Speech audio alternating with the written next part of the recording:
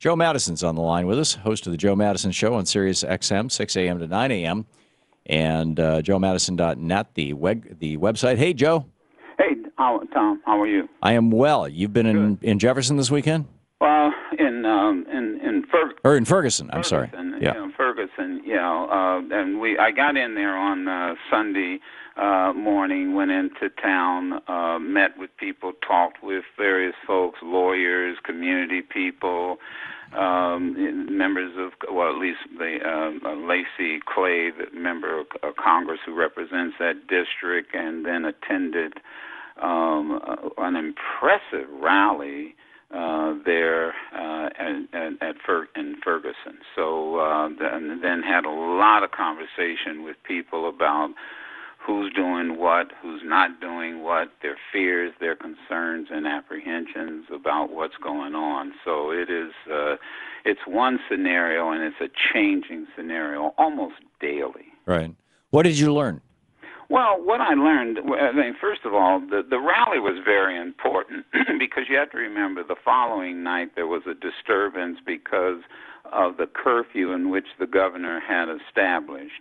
And what I learned about that disturbance, the majority of the people involved in the looting and the actual violent protest really aren't from Ferguson, Missouri. These are folks from the outside. And this is what almost every person was telling me. Mr. Madison, these are not the citizens of Ferguson for the most part. Now, there are, of course, some young folk out there and others who are taking advantage of this situation, who are going into the stores and looting and that type of thing.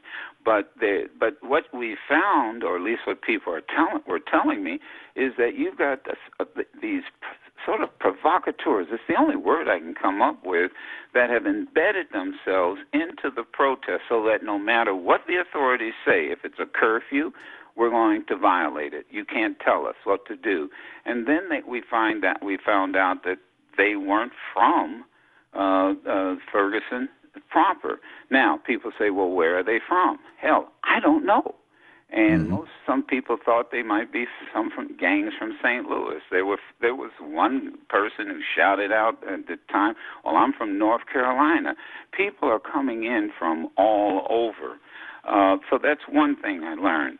The second thing that I learned is there is no trust, I mean zip trust, in the prosecutor there.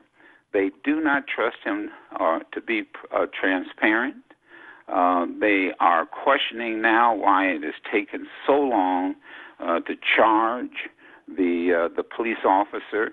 They are quite upset, obviously, and that's a mild word, with the chief of police, who did not confer with any other law enforcement, did not confer with the Justice Department, with the state troopers, with the county, with the governor, who told him, do not release the videotape from the convenience store where the cigars were taken, because one had nothing to do with the other. Right. And he went ahead and did it anyway. But the positive side is the community has tremendous respect for Captain Johnson, who is from Ferguson. We saw that at the rally. Number two, they have organized a major voter registration, Get Out the Vote drive, because they realize that it has been political apathy that has caused a lot of this, and particularly with the lack of representation in the school, with the school board, the city council, the mayor, right, that type of thing. And then the other thing they did yesterday was that they organized a citizens group to work with law enforcement to try and patrol the streets at night. Well, that didn't work, obviously, because last night, once again, people started throwing rocks. Now, let me tell you what doesn't make sense, and this happened after I left. You actually had a protester shooting a protester. Right.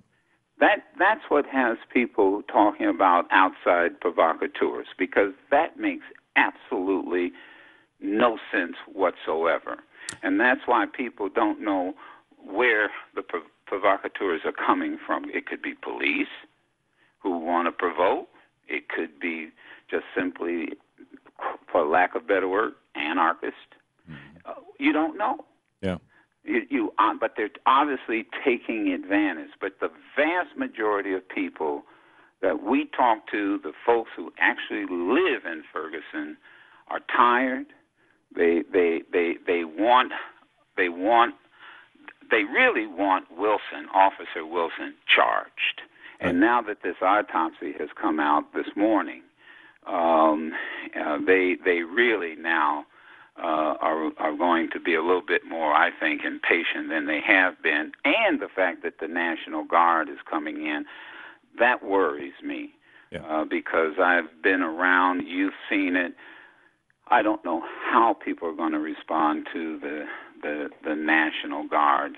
Yeah. And by the way, who's going to respond to them? Yeah, it was the National Guard at Kent State. Well, thank you. I mean, that's what we've lived through. That it was the National Guard that came in Washington, D.C. It was the National Guard that came into Detroit. Yeah. It was the National Guard that came into most of these areas. And I can't think that those who have taken on the state troopers, those who have, and certainly the local police did as much to agitate as anyone else. I mean, that's what really sparked all of this. But, once they brought Captain Johnson in, the quote-unquote community policing started. But then Captain Johnson, said he was now forced to respond the way he did because, folks were shooting. They were stoning his car. Right. And he said, I had to respond accordingly. So now it's the National Guard. Right. To what extent is this demonstration becoming meta to larger issues, or is it still fairly tightly focused on Michael Brown's killing? Oh, it is a much larger issue. There's the larger issue, as you've talked about. Look, I just told someone, think about it. In just the past 4 weeks, we've seen a woman, plummeted on the side of a highway in Los Angeles by a state trooper. In outside of Dayton, Ohio, my hometown, a little suburb called Beaver Creek, in a Walmart, a man is shot down, and he's killed by police officers, and all he was holding was a BB gun that he took off the shelf. Right. It wasn't even in the gun section; it was in the toy section. They won't release the tapes of that shooting, and there's something like 123 cameras in that Walmart. You had the choking death of a man in Brooklyn. And by the way, I forgot, you just had the shooting of a mentally ill young man, 25 years old, in Los Angeles, California. Right. All of this within the 4 days, just in 4 weeks, within 4 weeks. So it has taken on a lot of issues.